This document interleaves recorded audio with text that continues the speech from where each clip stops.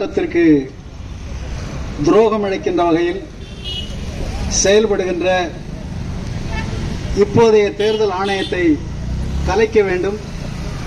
உச்சநீதிமன்றத்தின் மேற்பார்வையில் நேர்மையான அலுவலர்களை கொண்ட புதிய தேர்தல் ஆணையம் அமைக்கப்பட வேண்டும். 2024 நாடாளுமன்ற தேர்தலில் முறைகேடாக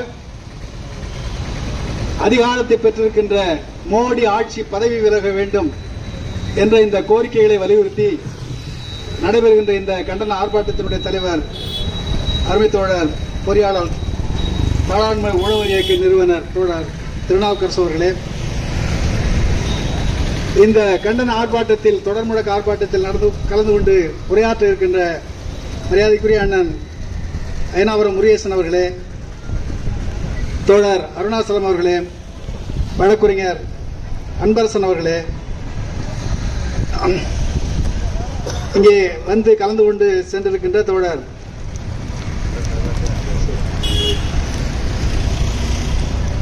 சிபிஐ மாவட்ட செயலாளர் தோழர் வடிவேலன் அவர்களே, சக்திவேல் அவர்களே, தோழர் ஜெயினுலாதீன் அவர்களே, தோழர் நாத்திகன் அவர்களே, தோழர் தேவா அவர்களே, தோழர் ராஜன் அவர்களே, ஏஐசிசிடியுடைய மாவட்ட செயலாளர் ஆட்டோ ஓட்டுநர் பாதுகாப்பு சங்கம் தோழர் சாமிநாதன் அவர்களே, சமவெளி விவசாயிகள் இயக்கத்தினுடைய நிறுவன தலைவர் அருமை தோழர் பழனிராஜன் அவர்களே, தோழர் ரங்கராஜ் திராவிட தமிழர் கட்சியினுடைய ரங்கராஜ் அவர்களே, தோழர் மோகன்ராஜ் அவர்களே, புதிய ஜனநாயக தொழிலாளர்களுடைய பொறுப்பாளர் தோழர் லட்சுமணன் அவர்களே, தோழர் மூர்த்தி அவர்களே, தோழர் அபுசாலி அவர்களே, நூர்சாமி அவர்களே, தாமஸ் அவர்களே, மாரிமுத்து அவர்களே, ஜஸ்டின் அவர்களே, இன்னும் இந்த நிகழ்ச்சிக்கு வருகை தந்திருக்கின்ற இந்த துண்டறிக்கையில் இடம்பெறாது வந்திருக்கின்ற பல தோழர்கள் வந்திருக்கிறார்கள். அவர்கள் அனைவருக்கும் என்னுடைய முதற்கண் வணக்கம். இந்த வாக்குரிமை பாதுகாப்பு இயக்கம் என்பது ஒரு அமைப்பு அல்ல. இது கடந்த 15-20 நாட்களுக்கு முன்னால் திருச்சியிலிருந்து வழக்குரைஞர் கென்னடி, தோழர் வழக்குரைஞர் கமருதீன், டாக்டர் அன்பழகன் போன்ற தோழர்கள் எல்லாம் வந்திருக்கிறார்கள் திருச்சியிலிருந்து. ஆகவே இந்த ராகுல் காந்தி முன்னெடுத்திருக்கின்ற இந்த மிக முக்கியமான ஒரு சிக்கல், இந்திய ஜனநாயகத்தை கேலிக்குள்ளாக்குகின்ற வகையில் தேர்தல் ஆணையம் கிரிமினல் நடவடிக்கைகளை எடுத்து வருவதை ஆதாரபூர்வமாக அம்பலப்படுத்தி அதற்கு எதிராக ஒரு பெரும் இயக்கத்தை நடத்தி கொண்டிருக்கிற ராகுல் காந்தியினுடைய அந்த இயக்கத்தை தொடர்ந்து இந்த மிகப்பெரிய கிரிமினல் நடவடிக்கைக்கு ஆளாகி இருக்கிற தேர்தல் ஆணையத்தை அமலப்படுத்த வேண்டும், மோடியை அமலப்படுத்த வேண்டும், மக்களுடைய வாக்குரிமை பாதுகாக்கப்பட வேண்டும் என்கிற நோக்கத்தில் பல்வேறு அமைப்புகளும் சேர்ந்து வைத்திருக்கின்ற ஒரு பிரச்சார இயக்கம் தான் இந்த வாக்குரிமை காப்பு இயக்கம் என்பது. அதனால தான் இந்த ஆங்கிலத்திலே போட்டுவோம் சேவ் சஃப்ரேஜ் கேம்பெயின் என்று. இது ஒரு பிரச்சார இயக்கம் தான், இது ஒரு அமைப்பு அல்ல.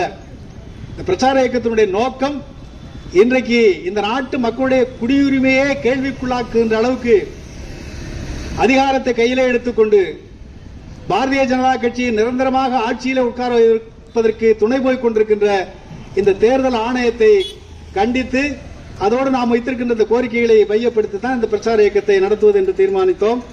அந்த அடிப்படையில் முதலிலே கடந்த 6ஆம் தேதி திருச்சியிலே நடைபெற்றது. இப்போது தஞ்சையிலே நாம் நடத்தி கொண்டிருக்கிறோம். நண்பர்களே, அந்த தொடக்க உரையாற்றும் பொழுது தோழர் திருநாவுக்கரசு அவர்கள் சொன்னார்கள், இது மாதிரி வாக்குரிமைனா நம்ம ஓட்டு போடுற ரைட்டு மட்டும் உரிமை மட்டும் போயிடுதுன்னு சாதாரணமாக நினைத்துக் கொள்ளக்கூடாது. இந்த நாட்டு குடிமகன் என்கிற அடிப்படை உரிமையே கேள்விக்குள்ளாக்கி அதை பறிக்கின்ற வேலையை இன்றைக்கு தேர்தல் ஆணையம் மேற்கொள்ள தொடங்கி இருக்கிறது. ஆகவே இது தேர்தலிலே நிற்கின்ற முருகேசன் வந்தோன்னு சொன்னாங்க, நம்ம யாரும் தேர்தலில் நிக்க போறதில்ல, நாம தான் கத்திட்டு இருக்க, தேர்தல் நிக்கிறவங்க யாரும் கண்டுகிட்டா தெரியலன்னு சொன்னேன். உண்மைதான். நமக்கு பொறுப்பு இருக்குது, நமக்கு வேற நோக்கம் கிடையாது. ஆகவே திருநாவுக்கரசு அவர் குறிப்பிட்டார்கள், நம்முடைய குடியுரிமையை பறிபோகக்கூடிய ஆபத்து இருக்கிறது என்று அவர் குறிப்பிட்டார்கள். அந்த ஆபத்து இருக்கிறது என்று நாம் சாதாரணமாக நினைத்துவிட முடியாது. இந்த சிறப்பு வாக்காளர் திருத்தம் என்ற இந்த நடைமுறையை முதலிலே பீகாரிலே தொடங்கினார்கள். இப்போது பீகாரில் 1,88,000 வாக்காளர்கள், 50 வயசு 55 வயசு கடந்தவர்கள், கடந்த பல தேர்தல்களாக வாக்களித்தவர்களை 1,88,000 பேரை இவர்கள் சந்தேகத்திற்குரிய குடிமக்கள், டவுட்ஃபுல் சிட்டிசன்ஸ் என்று வரையறுத்து பீகார் தேர்தல் ஆணையம் அறிவித்திருக்கிறது. அவை நம்முடைய வாக்குரிமையை பறிக்கின்ற செயல் என்பது ஏதோ எட்டி இருக்கிற ஆபத்து அல்ல, நாம் கிட்டே இருக்கிறது. நேற்றைக்கு தமிழ்நாடு தேர்தல் ஆணையம் அறிவித்திருக்கிறது, இந்திய தேர்தல் ஆணையம் ஏற்கனவே அறிவித்து விட்டது. நாங்கள் இந்த சிறப்பு சீர்திருத்தத்தை நாடு முழுவதும் நடத்தப் போகிறோம் என்று சொல்லியிருக்கிறார்கள். இப்போ தமிழ்நாட்டிலையும் 2001ஆம் ஆண்டு வாக்காளர் தேர்தல் வாக்காளர் பட்டியலை மையப்படுத்தி தமிழ்நாட்டிலே நாங்கள் சிறப்பு வாக்காளர் சரிபார்ப்பு இயக்கத்தை நாங்கள் நடத்தப் போகிறோம் என்று சொல்லியிருக்கிறார்கள். இப்ப 2001ஆம் தேதி வாக்காளர் பட்டியலிலே யாரெல்லாம் இல்லையோ அவர்களெல்லாம் இன்றைக்கு தங்களை இந்த இந்திய நாட்டின் குடிமகன் தான் என்று நிரூபித்தால் தான் அவர்களுக்கு ஓட்டுரிமை கிடைக்கும். ஆக 50 வயசு 55 வயசு ஆனவங்க எல்லாம் கூட 2001 பாத்துங்க, இன்னைக்கு 2025 அன்னைக்கு தேதியில் ஒரு 18 வயசு சேர்த்து 25, 33, 43 வயசு ஆனவர்களுக்கு குடியுரிமை பறிபோகின்ற அபாயம் இன்றைக்கு இருக்கிறது. ஆகையினாலேதான் இந்த நாட்டில் இருக்கக்கூடிய கோடிக்கணக்கான மக்களுடைய, அதிலும் குறிப்பாக தலித் மக்கள், ஒடுக்கப்பட்ட மக்கள், பிற்படுத்தப்பட்ட மக்கள், சிறுபான்மையினர், இவர்களெல்லாம் குறிவைத்து ஒரு மிகப்பெரிய சதி நடப்பதை அம்பலப்படுத்த வேண்டும் என்கிற நோக்கத்திலே தான் இந்த தொடர் முழக்க ஆர்ப்பாட்டம் ஒழுங்கு செய்யப்பட்டிருக்கிறது. நண்பர்களே, 1975 இந்திரா காந்தி தேர்தல் செல்லாது என்று உச்சநீதிமன்றம் ஒரு அறிவிப்பை வெளியிட்டது. அதை தொடர்ந்து தான் அவசர நிலையெல்லாம் வந்தது. உங்களுக்கெல்லாம் என்னை போன்ற வயது மூத்தவர்களுக்கெல்லாம் தெரியும். Allahabad high court judgement. இந்திரா காந்தியினுடைய தேர்தல் செல்லாது என்று சொன்னதற்கு அடிப்படையான காரணம் என்ன தெரியுங்களா? யஷ்பால் கபூர் சொல்லி இந்திரா காந்தியினுடைய அதிகாரியாக ஒருவர் இருந்தார், மத்திய அரசு, ஒன்றிய அரசு அதிகாரி. ஆமா, டைபிஸ்ட். அவரை இந்திரா காந்தி தன்னுடைய தேர்தல் வேலைகளுக்கு பயன்படுத்தினார் என்கிற ஒரே ஒரு குற்றச்சாட்டு தான். அதுக்கப்புறம் அரசாங்க கார்ல இந்திரா காந்தி போன, அரசாங்க கார்ல எல்லாரும் போறான், அரசாங்க கார்ல போனாங்க, கரண்ட் எடுத்துக்கிட்டாங்க. இது சொத்தையான காரணங்களை எல்லாம் சொன்னார்கள். ஆனால் அடிப்படையான காரணம், ஒரு அரசு அலுவலரை கட்சி தேர்தல் நடவடிக்கைகளுக்கு இந்திரா காந்தி பயன்படுத்தினார். ஆகையினால இந்த தேர்தல் செல்லாது என்றுதான் வழக்கு போட்டார்கள். ராஜநாராயணன் ஒரு பீகாருக்கு வழக்கு போட்டார். அந்த வழக்கை ஏற்றுக்கொண்ட உச்சநீதிமன்றம் தீர்ப்பை வழங்கியது. ஆமாமா, இந்திரா காந்தி தேர்தல் நடத்தைகளுக்கு எதிராக, அதாவது இந்தியாவில் இருக்கக்கூடிய ரெப்ரசன்டேஷன் ஆஃப் பீப்புள்ஸ் ஆக்ட், மக்கள் பிரதிநிதித்துவ சட்டத்தின்படி அவர் தவறு இழைத்திருக்கிறார். ஆமா, ரெப்ரசன்டேஷன் ஆஃப் பீப்புள்ஸ் ஆக்டினுடைய விதிமுறைகளுக்கும் எதிராக அவர் அரசு அலுவலரை பயன்படுத்தி இருக்கிறார். ஒரு அரசு அலுவலரை பயன்படுத்தினதுல கூட ஒரு சிக்கல் என்னன்னு சொன்னா, அந்த யஷ்பால் கபூர் ராஜினாமா பண்ணிட்டார். ராஜினாமா பண்றதுக்கு முத நாள்ல தேர்தல் வேலையில செஞ்சுட்டாருன்னு ஒரு புகார், அவ்வளவுதான். ஆனால் அவர் அரசு அலுவலராக இருந்து மட்டும் அதை செய்யவில்லை, அரசு பதவியில் இருந்து ராஜினாமா செய்தார். ராஜினாமா செய்வதற்கு சில மணி நேரங்களுக்கு முன்பாகவே அந்த வேலையை தொடங்கிவிட்டார் என்பதுதான் குற்றச்சாட்டு. இவ்வளவு நுட்பமாக அதை ஆராய்ந்து சில மணி நேரங்களாவது அவர் அரசு பணியாளராக, அரசு அதிகாரியாக இருக்கின்ற போதே இந்திரா காந்தியினுடைய தேர்தல் நடவடிக்கைகளில் ஈடுபட்டார். ஆகையினால இது அரசு நடத்தை விதிகளுக்கு மட்டுமல்ல, மக்கள் பிரதிநிதித்துவ சட்டத்தின் விதிகளுக்கு எதிரானது. மக்கள் பிரதிநிதித்துவ சட்டத்தின் விதிகளுக்கு எதிரான நடவடிக்கைகளில் யார் ஈடுபட்டிருந்தாலும் அவருடைய தேர்தலை செல்லாததாக்குகின்ற அதிகாரம் தேர்தல் ஆணையத்திற்கு உண்டு. ஆகவே தேர்தல் ஆணையம் இந்த நடவடிக்கை எடுக்கவில்லை, நாங்கள் அவருடைய தேர்தலை ரத்து செய்கிறோம் என்று உச்சநீதிமன்றம் ரத்து செய்தது. நண்பர்களே, கொஞ்சம் யோசிச்சு பாருங்க. ஒரு அரசு அலுவலரை அவரை ராஜினாமா செய்து ராஜினாமா செய்ய வைத்து விட்டு தான் இந்திரா காந்தி பயன்படுத்தினார். ஆனால் சில மணி நேரங்களுக்கு முன்னதாகவே அவரை பயன்படுத்தி விட்டார், அவ்வளவுதான். அது தப்புதான். ஆனால் இன்றைக்கு மோடி செய்கின்ற அயோக்கியத்தனங்களோடு ஒப்பிட்டால் இந்திரா காந்தி செய்த ஒரு சிறு தவறு என்பது ரொம்ப ரொம்ப ரொம்ப ரொம்ப ஒரு நெக்லிஜிபிள், அதை இக்னோர் பண்ற அளவுக்கு, அதை புறந்தள்ளுற அளவுக்கு ஒரு சாதாரண குற்றம் தான் இப்ப இருக்கிற குற்றங்களோடு ஒப்பிட்டார். ஆனால் அன்றைக்கு அது ஒரு மிகப்பெரிய குற்றமாக கருதப்பட்டு இந்திரா காந்தியினுடைய தேர்தல் செல்லாதாக்கப்பட்டு அவர் 6 ஆண்டுகளுக்கு தேர்தலிலே போட்டியிடுவதற்கு தடை விதிக்கப்பட்டார். நண்பர்களே, கடந்த தேர்தலில், நாடாளுமன்ற தேர்தலில் தேர்தல் நடத்தை விதிமுறைகளை எல்லாம் மோடியும் பாரதிய ஜனதா கட்சி தலைவர்களும் அப்பட்டமாக மீறினார்கள் என்பதற்கு ஏராளமான ஆவணங்களையும் சான்றுகளையும் தேர்தல் ஆணையத்திடம் முன்வைத்த போதும் கூட தேர்தல் ஆணையம் சற்றும் பொருட்படுத்தவில்லை. அவர் எந்த தவறும் செய்யவில்லை என்று அவர்களுக்கு சான்றிதழ் வழங்கினார்கள். இதான் இன்றைக்கு இருக்கக்கூடிய மிகப்பெரிய ஆபத்து. ஆகவே ஒரு காலத்தில் தேர்தல் நடவடிக்கைகளிலே பல குளறுபடிகள் அல்லது தவறுகள் என்பதெல்லாம் நடந்துதான் இருக்கிறது. ஒன்றும் பிரச்சனை இல்லை. அந்த காலத்தில் பீகார்ல எல்லாம் வாக்குச்சீட்டே வாக்கு பெட்டிகளே திருடி கொண்டு போய் விடுவார்கள். அவன் திரும்பி கும்பலா 10 பேர் அடியாளோட துப்பாக்கியோட அவனுக்கு தேவையான ஓட்டு சீட்டை பேலட்ல குத்தி போட்டு உள்ள தள்ளிட்டு போயிடுவான். அதே அந்த மாதிரி முறைகேடுகள் நடந்த தொகுதிகள் எல்லாம் மறுவாக்குப்பதிவு செய்வார்கள். இப்படி ஆள் பலத்தை வைத்துக் கொண்டு ஆயுத பலத்தை வைத்துக் கொண்டு தேர்தலில் தில்லுமுல் எல்லாம் செய்தார்கள். ஆனால் இந்த தில்லுமுல்லுகள் எல்லாம் அரசியல் கட்சி தலைவர்கள் செய்தார்கள், அரசியல் கட்சிகள் செய்தன. ஆனால் ஒரு நாளும் தேர்தல் ஆணையம் செய்ததில்லை.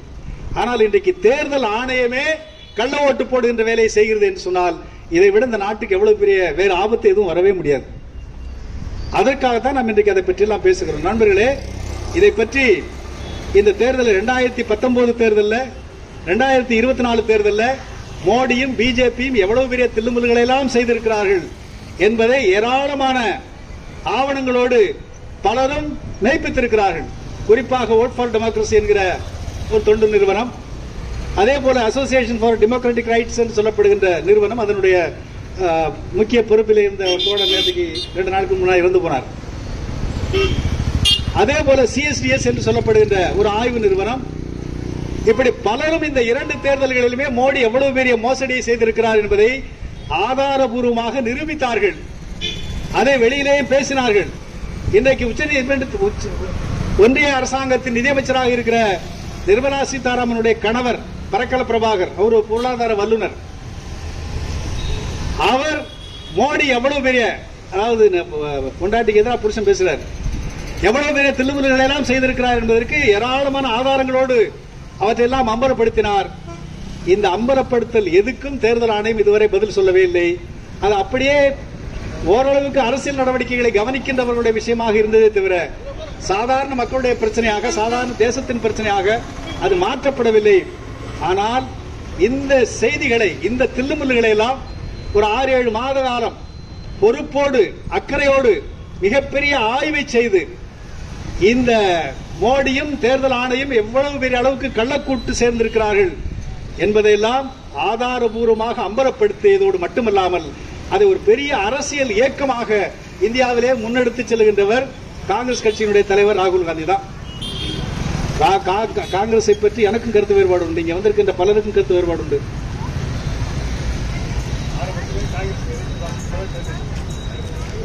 ஆனால் உண்மையை பேசணும் அவ்வளவு. ஆனால் இன்றைக்கு இந்த நாட்டில் நடைபெறுகின்ற ஜனநாயகத்திற்கு விரோதமான இவ்வளவு பெரிய குற்றச் செயலை, ஒரு அரசியல் சட்டத்தால் உருவாக்கப்பட்ட ஒரு அரசியல் அமைப்பே இவ்வளவு பெரிய கிரிமினல் நடவடிக்கைகளில் ஈடுபடுகிறது என்பதை நாட்டு மக்களுடைய கவனத்திற்கு கொண்டு வந்து அதை தன்னுடைய எந்த விதத்திலும் சமரசம் செய்து கொள்ளாமல், அஞ்சாமல், பிஜேபி எந்த எல்லைக்கும் போவாங்கிறது எல்லாருக்கும் தெரியும். ஆளே கொலை செய்வார்கள். ஆமா, பிஜேபி அரசு கொலை, ஒரு நீதிபதியே கொலை செய்கின்ற அரசாங்கத்திற்கு ஒரு அரசியல்வாதியை கொலை செய்யறது ஒன்றும் பெரிய விஷயம் இல்லை. அதே தன்னுடைய உயிருக்கு அச்சுறுத்தல் இருக்கிறது என்ற நிலையிலும் கூட ராகுல் காந்தி அதை ரொம்பவும் துணிச்சலோடும் பொறுப்போடும் அக்கறையோடும் அதை செய்து கொண்டிருக்கிறார் என்கிற முறையில் நான் திருச்சியிலையும் சொன்னேன், இங்கேயும் சொல்றேன், அவருக்கு நம்முடைய மனமார்ந்த நன்றியை பாராட்டுதலை தெரிவித்துக் கொடுக்கிறோம். ஏன்னா வேற யாரும் அந்த முயற்சி எடுக்கல, நம்ம செய்யறோம். நம்முடைய பங்குங்கிறது ஒரு குறிப்பிட்ட அளவுக்கு. ஆனால் ஒரு அரசியல் இயக்கமாக அதை கொண்டு செல்கிறார் என்பதுதான் இங்கே நாம் கவனிக்க வேண்டிய ஒரு முக்கியமான செய்தி. அந்த வகையிலே தான் இன்றைக்கு நாம் கவனிக்க வேண்டிய விஷயம். அதில் எவ்வளவு தில்லுமுல்லு எல்லாம் நடந்திருக்குங்கிறத பற்றி எல்லாம் தோழர்கள் பின்னால வரக்கூடிய தோழர்கள் நிறைய சொல்லுவார்கள். நான் குறிப்பாக 1-2 சொல்லி நான் நிறைவு செய்கிறேன். தேர்தலில்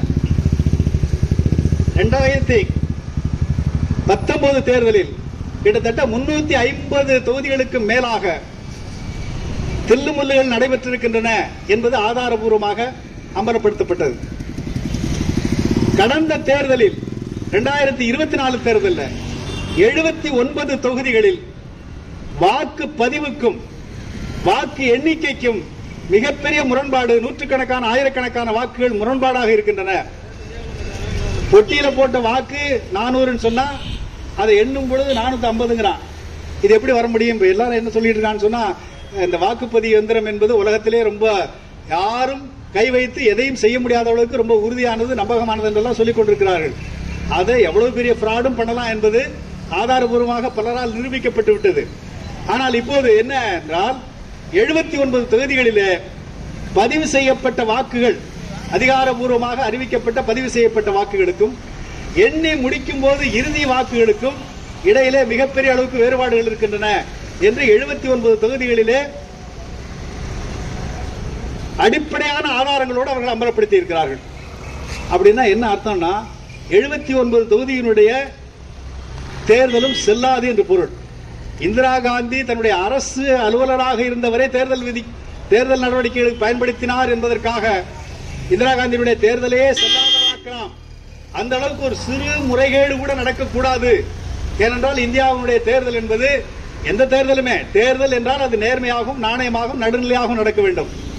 இந்தியாவில் தேர்தல் கமிஷனுக்கு கொடுக்கப்பட்டிருக்கின்ற மிக முக்கியமான பொறுப்பு ஃப்ரீ அண்ட் ஃபேர் எலெக்ஷன் என்பதை உறுதி செய்ய வேண்டும். அது ஒரு தேர்தல் தில்லுமுல்லு நடக்கிறது என்று சொன்னால் அங்கே ஜனநாயகம் செத்து போச்சுன்னு அர்த்தம். ஆகவே நேர்மையான தேர்தல் என்பது ஏதோ தேர்தல் ஆணையத்தினுடைய கருணையில் அல்ல. நேர்மையான தேர்தலை நடத்த வேண்டியது என்பது இந்த அரசியல் சட்டம் விதித்திருக்கின்ற அடிப்படை கடமைகளில் ஒன்று. இந்திரா காந்தி வழக்கிலே அவர்கள் சொன்னார்கள், உச்சநீதிமன்றத்திலே சொன்னார்கள், இந்த ஃப்ரீ அண்ட் ஃபேர் எலெக்ஷன் என்பது அரசியல் சட்டத்தினுடைய அடிப்படை கோட்பாடுகள், ஃபண்டமெண்டல் பேசிக் ஸ்ட்ரக்சர் என்று சொல்லுகிறோமே, அதை மாற்றவே முடியாது, யாராலையும் மாற்ற முடியாதுன்னு சொல்லுகிறார்கள். அந்த பேசிக் ஸ்ட்ரக்சர்ல ஃப்ரீ அண்ட் ஃபேர் எலெக்ஷன் அடிப்படையானது என்று உச்சநீதிமன்றம் தெரிவித்திருக்கிறது. ஆகவே ஒரு நேர்மையான தேர்தல் அரசியல் சட்டத்தின் அடிப்படை என்றால் 79 தொகுதிகளிலே தெல்லுமுல்கள் நடந்திருக்கின்றன என்பதை ஆதாரத்தோடு வெளிப்பட்டதற்கு பிறகு நேர்மையான தேர்தல் ஆணையமாக இருந்தால் அந்த 79 தேர்தலில் வெற்றி பெற்ற பாஜகவினுடைய வேட்பாளர் அத்தனை தேர்தலையும் செல்லாது என்று அறிவித்திருக்க வேண்டும். ஆனால் தேர்தல் ஆணையம் அறிவிக்கவில்லை. அது உச்சநீதிமன்றத்தில் வழக்கில் இன்னமும் விசாரணையில் இருக்குது. அது எப்போ முடிவுக்கு வரும் தெரியாது. சட்டவிரோதமாக தேர்தல் விதிகளுக்கு புறம்பாக தேர்ந்தெடுக்கப்பட்டதாக தேர்தல் கமிஷனால் அறிவிக்கப்பட்டவர்கள் இப்போதும் ஆட்சி அதிகாரத்தில் இருக்கிறார்கள், பதவியிலே இருக்கிறார்கள். இதை நாம் கண்ணை மூடிக்கொண்டு வேடிக்கை பார்ப்போம் என்று சொன்னால் இதை விட இந்த நாட்டு ஜனநாயகத்துக்கும் அரசியல் சட்டத்திற்கும் வேறு ஆபத்தே கிடையாது. அதான் ரொம்ப அடிப்படையான பிரச்சனையாக நாம் கவனிக்க வேண்டும். நண்பர்களே, பீகார்ல கடந்த ஜூன் மாதம் ஒரு அறிவிப்பை வெளியிட்டார்கள். ஸ்பெஷல் வாக்காளர் பட்டியலை சரிபார்ப்பு, தீவிர சரிபார்ப்பு. தீவிர சரிபார்ப்பு என்பது அதுவும் இப்ப வழக்கில் இருக்குது. வர மாசம் அக்டோபர் மாதம் 7ஆம் தேதி இறுதி விசாரணை என்றெல்லாம் சொல்லி இருக்கிறார்கள். நண்பர்களே, நாம் ஏன் வாக்காளர் சரிபார்ப்பு என்பது எப்போது நடக்கின்ற அந்த சம்மரி ரிவிஷன் என்பது எப்போது நடக்கும்? எந்த தேர்தல் வந்தாலும் அந்த தேர்தலுக்கு முன்பாக அதற்கு முந்தைய வாக்காளர் பட்டியலை சரிபார்த்து இறந்து போனவர்களை நீக்குவது, ஊரை விட்டு சென்றவர்களை நீக்குவது, புதிதாக வாக்குரிமை பெற்ற வாக்காளர்களை வாக்குப்பட்டியலில் இணைப்பது என்பதெல்லாம் எப்போதும் நடைபெறுகின்ற ஒரு காரியங்கள் தான். இந்த ஸ்பெஷல் இன்டென்சிவ் ரிவிஷன் என்பது கூட புதுசு கிடையாது. அது ஒவ்வொரு தேர்தல் நடக்கும். பீகார்ல மட்டும், பீகார்ல 2003 நடந்தது, 2001 தமிழ்நாட்டிலே நடந்தது தேர்தலுக்கு முன்னால. ஆக இந்த தீவிர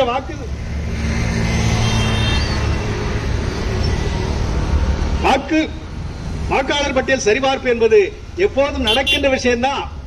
ஆனால் புதிது என்ன என்பதுதான் இன்றைக்கு கேள்வி. இப்போது தேர்தல் ஆணையம் பீகாரில் அறிவித்திருக்கிற அந்த அறிவிப்பில் அவர்கள் என்ன சொல்லி இருக்கிறார்கள்?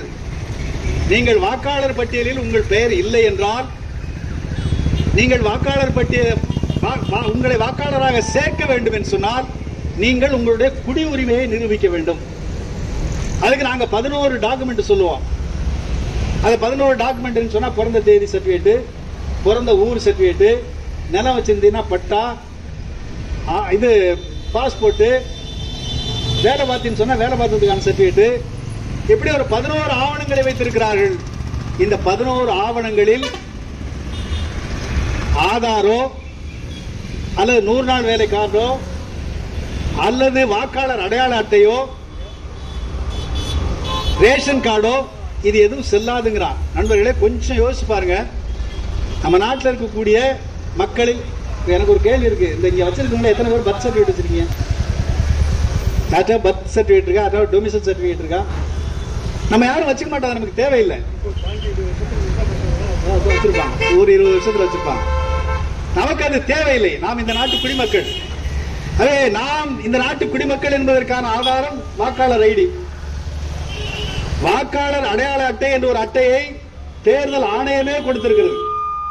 எந்த தேர்தல் ஆணையம் வாக்காளர் அடையாள அட்டை கொடுத்திருக்கிறதோ அந்த தேர்தல் ஆணையம் சொல்றான், நான் கொடுத்த அடையாள அட்டை செல்லாதுங்கிறான். இதை போல அயோக்கியத்தனம் உலகத்துல எங்க உண்டா? இவனே ஒரு அட்டையை கொடுத்துட்டு இந்த அட்டையை எடுத்துட்டு வந்ததாக உனக்கு ஓட்டுன்னு சொல்லிட்டு, ஆனா இந்த அட்டை வந்து நீ வாக்காளர் என்பதற்கு அடையாளம் அல்ல, ஆதாரம் அல்ல என்று சொன்னால் அதனுடைய பொருள் என்ன? அதனுடைய பொருள் இங்கே இருப்பவர்களை தேர்தல் ஆணையம் யாருடைய வாக்குகளை எல்லாம் பறிக்க வேண்டும் என்று நினைக்கிறதோ அவருடைய வாக்குகளை பறித்துவிட்டு அவருடைய வாக்குரிமையை ரத்து செய்வதற்கு என்னென்ன சூழ்ச்சியை செய்ய வேண்டுமோ அதெல்லாம் சொல்லுறாங்க. நம்ம ஊர்ல எத்தனை பேர்ட்ட பட்டா இருக்கும், எத்தனை பேர்ட்ட பாஸ்போர்ட் இருக்கும்? ஒரு 10% பாஸ்போர்ட் வச்சிருந்தா பெருசு. ஆக நம்முடைய சாதாரண மக்கள் இன்னைக்கு 99.5% மக்கள் ஆதார் அடையாள அட்டை வச்சிருக்காங்க. நம்ம ஊர்ல ரேஷன் கார்டு கிட்டத்தட்ட 90% பேர்ட்ட ரேஷன் கார்டு இருக்கு. இருக்கிறவங்க இல்லாதவங்க எல்லாத்தையுமே இருக்கு, ஒன்றும் பிரச்சனை இல்லை. இப்ப ரொம்ப பேர் என்ன கேட்டுட்டு இருக்காங்கன்னா, எல்லாருக்கும் தானே மாசம் 1000 ரூபாய் தரேன்னு சொன்னார் ஸ்டாலின், ஏன் எங்களுக்கு கொடுக்கன்னு நல்ல லட்சக்கணக்கில் வருமானம் பார்க்கிறோம் கேட்கலாம். ஆனா நாம வந்து இங்க நமக்கு அடையாள அட்டை இருக்கிறது, ரேஷன் கார்டு இருக்கிறது. கிராமப்புறங்களில் இருக்கக்கூடிய மக்களுக்கு ஒரே ஒரு ஆதாரம் வந்து 100 நாள் வேலை அட்டை. ஆக இந்த நாட்டில் இருக்கக்கூடிய மக்கள் தங்களை நிரூபித்துக் கொள்வதற்கு, தங்களை இந்த நாட்டு குடிமகன் என்றோ இந்த நாட்டினுடைய வாக்காளர் என்றோ நிரூபித்துக் கொள்வதற்கு என்ன அடையாள அட்டையை எல்லோரும் வைத்திருக்கிறார்களோ அந்த அட்டையெல்லாம் செல்லாது என்று சொல்லிவிட்டு அவரிடம் இல்லாத ஆதாரங்களை தேர்தல் ஆணையம் கேட்கிறது என்று சொன்னால் முழுக்க முழுக்க RSS, BJP இவர்கள் எல்லாம் சேர்ந்து கொண்டு இன்றைக்கு இந்த நாட்டில் யாருக்கு வாக்குரிமையை வழங்குவது, யாருடைய வாக்குரிமையை பறிப்பது என்கிற அதிகாரத்தை தேர்தல் ஆணையம் கையிலே வைத்துக் கொண்டுதான் இன்றைக்கு மிகப்பெரிய அயோக்கியத்தனத்தை செய்திருக்கிறார்கள்.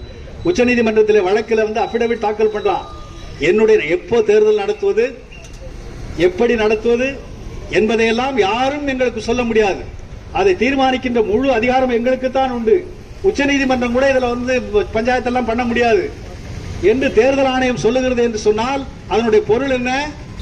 நாங்கள் யாருக்கும் கட்டுப்பட்டவர்கள் அல்ல, அரசியல் சட்டத்திற்கும் பதில் சொல்ல மாட்டோம், மக்களுக்கும் பதில் சொல்ல மாட்டோம், உச்சநீதிமன்றத்திற்கும் பதில் சொல்ல மாட்டோம், நாங்கள் தேர்தலை எப்படி நடத்துவது என்பதை நாங்கள் தான் தீர்மானிப்போம் என்று சொன்னால் தேர்தலை எப்படி நடத்துவது என்பதை மட்டும் அவர்கள் தீர்மானிக்க மாட்டார்கள், தேர்தலை நடத்துவதா வேண்டாமா என்பதையும் தீர்மானிப்பார்கள். இல்லையா? அப்படித்தானே போகும். சரி, 2024 தேர்தலா வாணாம், நான் ஒரு 4 வருஷம் கழித்து தமிழ்நாட்டு தேர்தல் நடத்துறேன்னு தேர்தல் ஆணையம் அறிவிக்க முடியும் என்பதாக அவர்கள் சொல்லுகிறார்கள். எங்களுடைய நடவடிக்கைகளிலே தேர்தலை நடத்துவது தொடர்பான நடவடிக்கைகளில் யாரும் தலையிட முடியாது என்று தேர்தல் ஆணையம் உச்சநீதிமன்றத்தில் அபிடவிட் தாக்கல் செய்கிறது. உச்சநீதிமன்றம் யார்? நமக்கெல்லாம் தெரியும், அவர் தான் ஃபைனல் ஆர்பிட்ரேட்டர். எல்லாவற்றிற்கும் இறுதியாக தீர்ப்பு சொல்லுகின்ற அதிகாரம் படைத்தது உச்சநீதிமன்றம். அந்த உச்சநீதிமன்றமே எங்களுடைய நடவடிக்கைகளில் தலையிட முடியாது என்று தேர்தல் ஆணையம் பேசுகிறது என்று சொன்னால் இது எவ்வளவு கிரிமினலான முறையிலே தேர்தல் ஆணையம் இப்போது செயல்பட்டுக் கொண்டிருக்கிறது என்பதை நீங்கள் பார்க்க வேண்டும். நண்பர்களே, ஒரு சில செய்திகளோடு நான் முடித்துக் கொள்கிறேன். பீகார்ல 65 லட்சம் வாக்காளர்களை நீக்கி இருக்கிறார்கள். நீக்கிட்டு என்ன சொல்றாங்க? ஆதாரத்தை கொண்டுட்டு வாங்குறான். ஆதாரத்தை கொண்டு வந்தா எல்லாத்துமே ஆதார் தான் இருக்குது, அந்த ஆதார் செல்லாதுங்கிறான். உச்சநீதிமன்றம் தலையிட்டு ஆதார் செல்லும் என்று அறிவித்திருக்கிறது. அதையும் கூட ஒரு அஸ்வினி குமார் உபாத்யாயன் ஒரு பிஜேபி காரன் ஒருத்தர் இருக்கா, பிஜேபிக்கு எப்போவெல்லாம் நெருக்கடி வருதோ உச்சநீதிமன்றத்தில் ஒரு பெட்டிஷன் போடுவாங்க, அதை தூக்கி வச்சுட்டு இவனுக்கு வந்து உத்தரவு போடுவானுங்க. அந்த அஸ்வினி குமார் சொல்றான், ஆதார்ல வந்து நிறைய முறைகேடு பண்ணலாம், போலியா ஆதார்ல நிறைய வாங்கலாம்னு. ஏன்னா பாஸ்போர்ட்ல போலி வாங்க முடியாதா? எத்தனை பேர் போலி பாஸ்போர்ட் வாங்கி சிக்கிட்டு இருக்கிறான் இல்லையா? போலியாக எதையும் தயாரிக்க முடியும், ஆதாரை மட்டுமல்ல எந்த ஒரு ஆவணத்தையும் தயாரிக்க முடியும். ஆனால் உச்சநீதிமன்றத்தை அவர் வழக்கு போடுகிறார்கள். நீதிபதிகள் கேட்டார்கள், வேற ஒண்ணுலையும் ஃப்ராடே பண்ண முடியாதாப்பான்னு கேட்டாங்க. அதுக்கு ஒன்றும் பதில் சொல்லல. ஆமா, அந்த கணக்கெல்லாம் நீங்க பேசுங்க. ஆமா, அது இந்த ஆதார் என்பதை செல்லும், அதை ஒரு ஆவணமாக ஏற்றுக்கொள்ள வேண்டும் என்று உச்சநீதிமன்றம் ஆணையிட்டதற்கு பிறகும் அதை ஏற்க முடியாது என்பதற்கு புது புது காரணங்களை எல்லாம் சொல்லுகிறார்கள் என்று சொன்னால் இவருடைய சூழ்ச்சி என்ன என்பதைத்தான் நாம் தெரிந்து கொள்ள வேண்டும். நண்பர்களே, இப்போது ராகுல் காந்தி மட்டுமல்ல, சமாஜ்வாதி கட்சியினுடைய தலைவர் அகிலேஷ் யாதவ் சொல்லியிருக்கிறார், இப்போது தேர்தல் ஆணையம் ஒரு புதிய முறையை கையாளுகிறது, யாருடைய வாக்குகளை எல்லாம் பறிக்க வேண்டும் என்று ஒரு குறிப்பிட்ட இலக்கை தீர்மானிக்கிறார்கள். இப்ப பிஜேபி அதாவது குறிப்பாக இஸ்லாமியர்கள். இப்ப நேற்று கூட பிரதம மந்திரி பேசியிருக்கிறார், இந்த எல்லைப்புற மாவட்டங்களுடைய மக்கள் தொகை அந்த டெமோகிராபிக் ஸ்ட்ரக்சரையே மாற்றுவதற்கான அபாயம் ஏற்பட்டிருக்கிறது. ஏன்னா வெளியில இருந்து சிறுபான்மைகள் எல்லாம் கொண்டாந்து அந்த எல்லைப்புற மாவட்டங்கள் எல்லாம் சேர்த்து அவங்களை பெரும்பான்மை ஆக்கி பிஜேபிக்கு எதிராக சரி பண்றாங்களா. இப்படி இந்த நாட்டில் இருக்கின்ற சிறுபான்மை மக்களை, குறிப்பாக இஸ்லாமியர்களை அந்நியர்கள், ஊடுருவற்காரர்கள் என்று திரும்ப திரும்ப பேசுவதன் மூலம் அவருடைய வாக்குரிமையை முற்றாக ஒழிப்பது என்பதை நோக்கி இன்றைக்கு தேர்தல் ஆணையம் நடைபெற்றுக் கொண்டிருக்கிறது. அதனால்தான் 65 லட்சம் பேரை நீக்கி இருக்கிறார். இந்த நீக்கப்பட்ட 65 லட்சம் பேரும் பாதி பேர் பெண்கள், பல ஆயிரம் பேர், பல லட்சம் பேர் சிறுபான்மை மக்கள், இன்னும் பல லட்சம் பேர் தாழ்த்தப்பட்ட ஒடுக்கப்பட்ட மக்கள், தாழ்த்தப்பட்ட மக்கள், பழங்குடி மக்கள். அவர்கள் யாரை குறிவைக்கிறார்? பீகார்லயே இவர்களை குறிவைக்கிறான்னு சொன்னா, பீகார்ல இன்னைக்கு தாழ்த்தப்பட்ட மக்களோ சிறுபான்மை மக்களோ பிஜேபிக்கு ஓட்டு போட மாட்டாங்கிற நிலைமை உருவாயிடுச்சு. ஆகவே அந்த நிலையில் பிஜேபி தனக்கு எதிராக போகக்கூடிய வாக்காளர்கள் அனைவரையும் நீக்கிவிட்டால் அப்புறம் அவன்தான் பெரும்பான்மை. அதுதான் அவர்களுடைய திட்டமாக இருக்கிறது. இதே போல கடந்த 2024 மகாராஷ்டிராவில் தேர்தல் நடந்துச்சு. மகாராஷ்டிரா தேர்தலில் கிட்டத்தட்ட 48 லட்சம் ஓட்டு. சாயங்காலம் ஓட்டு எண்ணும் பொழுது 9 கோடி வாக்குங்கிறான். சாயங்காலம் 5 மணிக்கு ப்ரொவிஷனல் பிகர், 12 மணிக்கு ஃபைனல் பிகர் சொல்லும் பொழுது 65 லட்சம் 70 லட்சம் வாக்காளர்கள் சேர்க்கிறாங்க. அப்படின்னா ஒரு மணி நேரத்தில் ஒவ்வொரு பூத்திலும் பல ஆயிரம் பேர் புதுசா ஓட்டு போடுறான். 6 மணிக்கு உங்களுக்கு எல்லாம் தெரியும், 6 மணிக்கு வாக்குப்பதிவு முடியும். 5 மணிக்கு 100 பேர் ஓட்டு போட்டா 6 மணிக்கு 150 பேர் ஓட்டு போட்டான்னு கணக்கு சொல்றான். இது எவ்வளவு பெரிய ஃப்ராடு. ஒரு ஆளுக்கு ஓட்டு போடுறவங்களுக்கு தெரியும், ஒரு ஓட்டு போடுறது எத்தனை நிமிஷம்? 3 நிமிஷம். 3 நிமிஷம் சராசரி வச்சுங்க. ஒரு மணி நேரத்துக்கு அதிகபட்சமா 20 பேர் ஓட்டு போடலாம். ஆனால் ஒரு மணி நேரத்தில் 1000 பேர் 2000 பேர் ஓட்டு போட்டதாக கணக்கு சொல்லுகிறார்கள். இது எப்படி சாத்தியம்? ஆகவே இவ்வளவு தில்லுமுல்லுகள் நடந்திருக்கின்றன என்பது மகாராஷ்டிரா மாநிலத்தில் தெரிவு செய்யப்பட்டிருக்கு. கிட்டத்தட்ட 100 தொகுதிக்கு மேல அங்கே திருட்டுத்தனமாக வாக்குகளை பதிவு செய்து தில்லுமுல்லு செய்து அங்கே பிஜேபி ஆட்சியை பிடித்திருக்கிறது. ராகுல் காந்தி குறிப்பாக கர்நாடகாவில் மகாதேவபுரா என்கிற ஒரு தொகுதியை மட்டும் எடுத்துக்கொண்டு அந்த தொகுதியில் எப்படி போலியான வாக்காளர்கள் சேர்க்கப்பட்டிருக்கிறார்கள், முகவரியே இல்லாத வாக்காளர்கள், அப்பம்பேர் இல்லாத வாக்காளர்கள், அட்ரஸ் இல்லாத வாக்காளர்கள், ஒரே ஒரு வீட்டிலே 100, 80, 90 வாக்காளர்கள் என்று யாரும் நம்ப முடியாத அளவுக்கு தில்லுமுல்லுகள் செய்திருக்கிறார்கள். பீகார்ல யோகேந்திர யாதவும் சரி, உங்க பெரிய பேராசிரியர் அவர் பாரத் ஜோடோ அபியான் என்கிற ஒரு இயக்கத்தை நடத்தி கொண்டிருக்கிறார்.